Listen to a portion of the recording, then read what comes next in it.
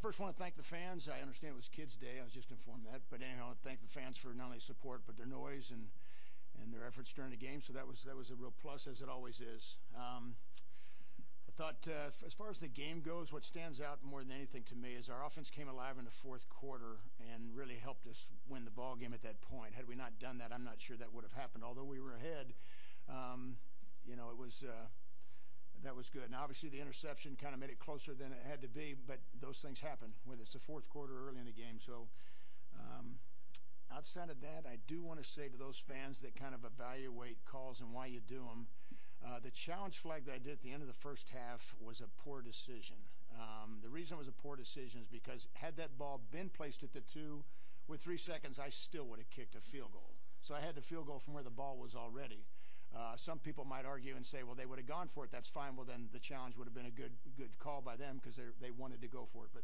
But just being upfront and honest, for those fans who say, bad choice, I would agree with you. All right? Enough of that. I thought Devin Bush did a real nice job bouncing back after last week, did a great job returning the ball today, and helped us get the field position that our opponent had last week. So I was really, really proud of Devin the way he bounced back because I know he felt very responsible for last week's loss. And so that was a good thing there. Jaden Sheridan, as far as running the ball, he popped out of there and got a nice run. That kind of shows what he's capable of doing. So really excited about that play and how he did. So we'll see how that goes forward as far as his use. And defensively overall, I didn't think it was one of our better performances. We can play a lot better than we did defensively. So those are my comments. Open up. What else we got? Start in the back and we'll go to the front there. Hey, Coach Nolan. Good to see you again. It's Michael Bell. Michael. Last week you had said you're looking for one of your 2 QBs to kind of take the Bulls by the horn, or bull by the horn.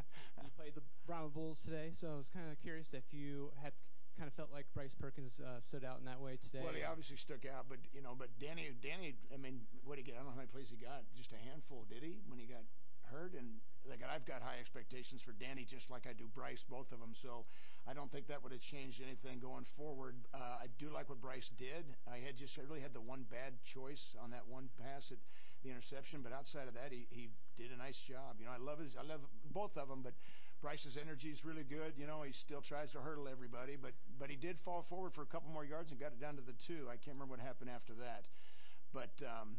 Nonetheless, the game performance doesn't change my mind on it. I still feel very confident in both players. I'm just really hopeful that Danny is, going to be able to participate this coming week because we have a short week. We have to play on Friday, so we'll see how it pans out. Thank you, Michael. Hey, Coach. Mike Mueller, BCP Plus. You mentioned your performance in the team's performance in the fourth quarter. Actually, did pretty good in the third. On the challenge flag, but aside from that one, but actually, you guys did huge in the third quarter. Scored 2 touchdowns, and actually, you are undefeated when you win the third quarter in the last 2 years. I'm just wondering what goes into halftime adjustments and how critical are they for you when you start the second half? I tell you, there's 2 kinds of half-time adjustments. One is because your opponent is giving you something that's giving you trouble, and the other one is you're giving your own worst enemy, whether you're not making plays or you have injuries. Today we had a lot of guys go down in the secondary early in the game, and by the time the game was over, we were down to kind of the bare bones as far as the secondary goes. So when it came at halftime, those are the 2 things we were discussing. The defense, rather, when we walked to them, they were talking about some scheme things, and I quickly made them aware, guys, our problem's not right now that they're doing anything that's really innovative and creative beating us. They're just playing well, but we also got to make sure we protect our players. So that was that kind of adjustment. On the other side of the ball, I think we decided, as was evident, you saw us go down the field just a little bit more in the second half, which is what we prepared all week to do. And I thought that helped us a lot. Whether it was complete or incomplete, making that defense respect that you will go down the field is an important thing. So those are the types of adjustments. Like I said, that's really what you have. You have your own team adjustments, and then you got your opponent. What are they doing something to hurt you? Thanks, Mike. Right there, and then we'll come over here. Coach, it's no secret that you guys as an organization made a vote of confidence for the skill position players we saw today. You mentioned Devin. Talk about Malik Turner and the game that he had today. He had some really very physical plays similar to Bryce. Yeah. Just his ability to step up in the moment. Yeah, and I apologize to Malik for not bringing his name up on my thing here, but he did exactly that. What I love about Malik is he's a very aggressive, very confident, he commands the position. He does a great job as a wide receiver. He's hard to cover for guys, but he's also a very hard tackle, makes good decisions. He's extremely competitive. We're very fortunate to have him on our squad. And that whole unit of wide receivers, that whole unit is a pretty darn good unit for us. And a little bit of the reason why I felt it was necessary to make a move the other day, as I did at the beginning of the week from the positional standpoint. But Malik, I'm really glad we have Malik. I really am. As much as anybody on our squad, he was probably as good an addition to this team from a year ago as anybody. Coach, in that first half when San Antonio had a lot of momentum, I know you talked about you want to see more out of your defense, but they kind of did have a little bit of a bend, not break, held them to a few field goals. How important was that, especially looking at the final score here? I think it was key. I think it was really big. Don't get me wrong, but I think when I talk about our defense too, my expectations are a little bit more than just the 3 points, because we let them get down to where they were 3 points. A week ago, when they returned the ball, they were only a first down away from getting 3 points. This week, they got down there and they earned it. I'm talking about our opponent. And did a real nice job. I mean, they got their 3. They'd obviously rather have had 7, but they earned those 3 points. And not that Birmingham a week ago did not, don't get me wrong, but I'm saying they earned it in a different fashion. It was on the special teams that gave up the field position, where today the defense, I thought, like I said, I know our unit is better than that. And so we'll have to, play better too. Do a couple more. One over there and then back here. I agree with your point about Malik, because he was a player that I wanted to see more of. I'm curious what your thoughts are on Jalen Moore, because I believe today was his first start in the UFL. What are your thoughts on what we could see from him in the future? I hope it's more and more with each week. Like I just said, whether it's Jalen Moore, Malik Turner, Siosi, Devin Ross, who am I leaving out? And then you got Nakua. There's another one, though. Anyhow, all those guys, that's a strong group. It really is. And then hopefully we perform that way, but I think we have to do like we did today. We got to go down the field a little bit more with those guys, because they're really good after the catch, all of them. But it stretches the defense a lot more when your players aren't just catching at 5 and running for 15. It's a lot better when you catch it at 15 and maybe run for 5 more.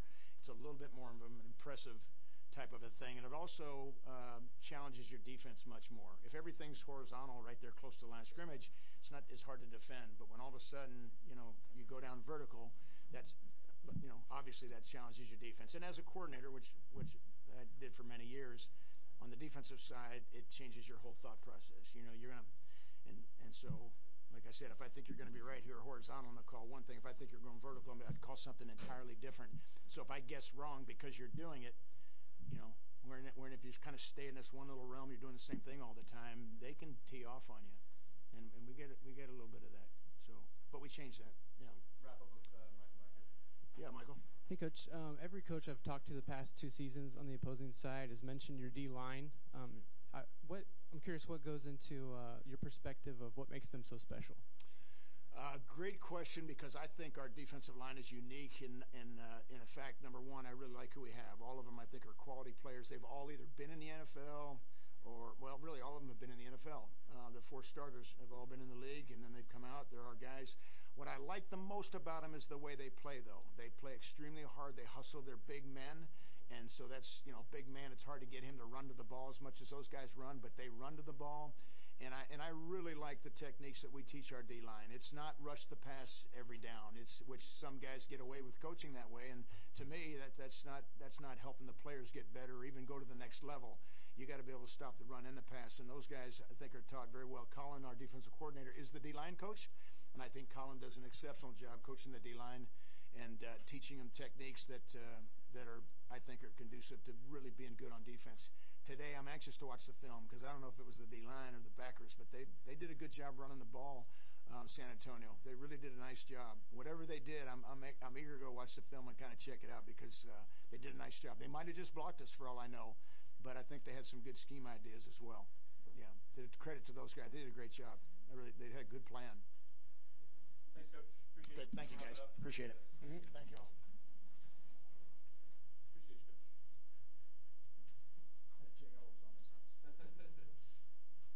We'll have Jaden Sheridan and Garrett Marino up next for players.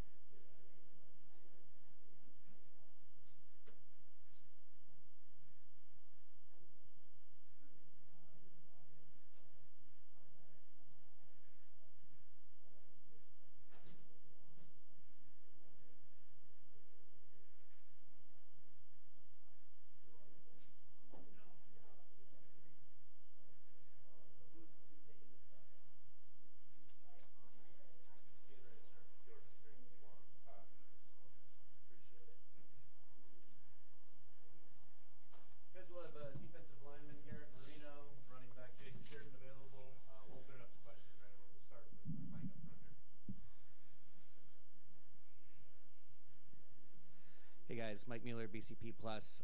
Garrett, you guys have historically been a very difficult team to run against in the last 2 years. San Antonio was able to have a pretty good amount of success against you today. I was just wondering, what did you see that they were doing differently as far as blocking goes that gave you guys a little bit more trouble than teams have been able to do in the past? I mean, they're a good team.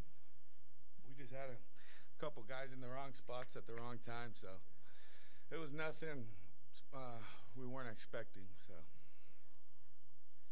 Jaden, obviously this is your first legitimate pro snaps here in the UFL. How good did it feel to score that touchdown, and how important was it for you to get that opportunity this week? It feels amazing. Really happy. I contribute to the team. For me, personally, like I said, it's been a long time since I stepped on the field, but it felt amazing, especially to score. Anybody else? Go right down the far end. Garrett, San Antonio has one of the better offensive lines in the league. Coming into a game where you're playing a more competitive offensive line, is that something you're more eager for the challenge, or how do you prepare for that? I would say it makes our defense play better just because they're more good on their assignment, so it just makes us better. So, yeah, we like playing better O-lines. Garrett, just a quick question for you. You're 3 weeks into the season. Where would you evaluate you guys are in the trenches right now?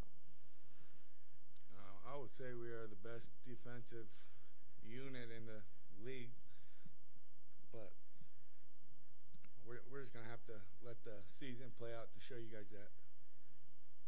Go right back here to James.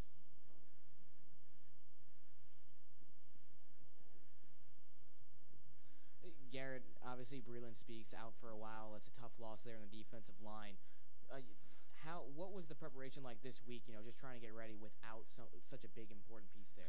Yeah, obviously losing the defensive player of the year last year is hard on our defensive line, defense, really our team, but we got guys that are ready to go.